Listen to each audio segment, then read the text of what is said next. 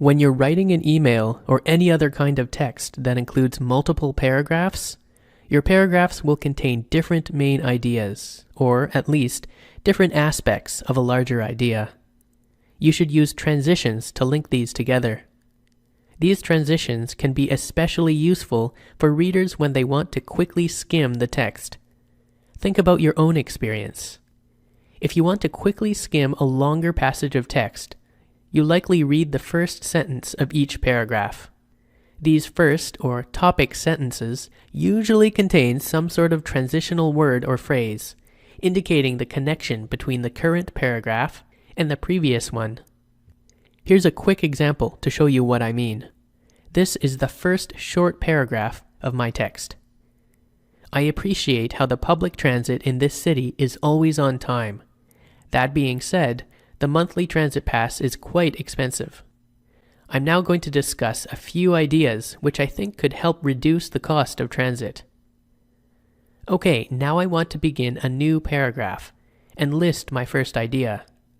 How could I use a transition to signal this shift? Well, I could simply say, first. First, the city could consider imposing a transit tax on all car drivers. This could help reduce the number of individual drivers and encourage carpooling. There are plenty of other transitions I could use here instead, like initially or to begin with. And, of course, if this paragraph begins with first, then my next paragraph might begin with second, and so on. Now, if someone were to quickly skim my writing, they'd likely be able to figure out the idea in each paragraph pretty quickly. Now let's look at some paragraph transitions in a couple sample responses. First, here's one from Task 1. Your local park is well used for picnics, parties, dog walking, and sport events. There are signs that tell people not to throw garbage on the ground, but people still do this. As a result, the park is full of garbage. Write an email to the city administration in about 150 to 200 words. Your email should do the following things: complain about the garbage, explain why a clean park is important, suggest what city officials should do to fix the problem.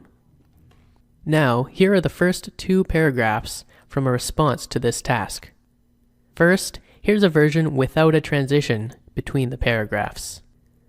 I am emailing you to complain about the garbage in my local park. This park is located downtown beside my apartment complex. It has the potential to be a wonderful facility for the community. It is spacious, has beautiful gardens to stroll in, and has some nice facilities and areas for relaxation. The garbage problem has far surpassed any benefit the park can offer. The once beautiful lawns are covered in cans and bottles.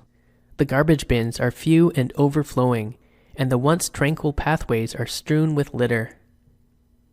Okay, so the first paragraph is very positive, and it basically describes how wonderful this park is. The second paragraph, on the other hand, is much more negative. It discusses the garbage problem at the park. Without a transition between them, the second paragraph seems kind of abrupt. So what transition would you add to the beginning of the second paragraph? I'll give you a few seconds to think about it. So what did you come up with? How about however? Since however indicates a contrast in ideas, this could work well. However, the garbage problem has far surpassed any benefit the park can offer. You could use a number of other transitions here instead, such as unfortunately or in spite of this. Let's look at an example from Task 2 now. The city wants to lower monthly bus passes from $80 to $50 for adults. The city will make extra money for transit services by charging more for parking rates downtown. The city is asking your opinion of the change. Choose the option that you prefer. Explain the reasons for your choice. Why do you prefer your choice? Write about 150 to 200 words. Option A. I agree that the adult monthly bus pass should change to $50. Parking rates should increase. Option B. I prefer the bus pass to stay at $80. parking rates should remain the same. Now here are 2 paragraphs from a response to this task. This writer supports option A. They want bus fares to go down. First, here's a version without a transition between the paragraphs.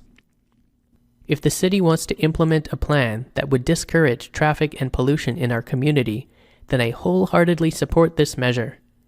And can you imagine our beautiful city without a 2-hour rush hour? Getting home to my wife and children more quickly due to less traffic congestion has been a fantasy of mine for years. Fewer cars being used in our city could possibly decrease motor vehicle accidents. With professional bus drivers compelled to follow safety rules in order to protect their jobs, and with fewer automobiles on our streets overall, Calgary is sure to become a lot safer. Okay, so the first paragraph talks about the benefits of less traffic if bus fares were decreased and public transit were encouraged. The second paragraph talks about another benefit to this situation: fewer car accidents. But they could still be linked more strongly. What kind of transition would you add at the start of the second paragraph? I'll give you a few seconds to think about it. What transition would you add? This time, the writer used practically a whole sentence to transition between the paragraphs. And they don't use any of the more common transition terms. But this still works fine, because the sentence, and particularly the phrase "another advantage," clearly indicates what this paragraph is going to discuss. There is another advantage if this situation were ever to be made a reality. In the last 2 videos, we've discussed how using transitions is an important method for clearly indicating connections between ideas in your writing. Remember that transitions can be used within a sentence, between sentences, or even between paragraphs. And depending on the context, there's often more than one right way to make connections. So just be sure to connect your ideas as clearly as possible.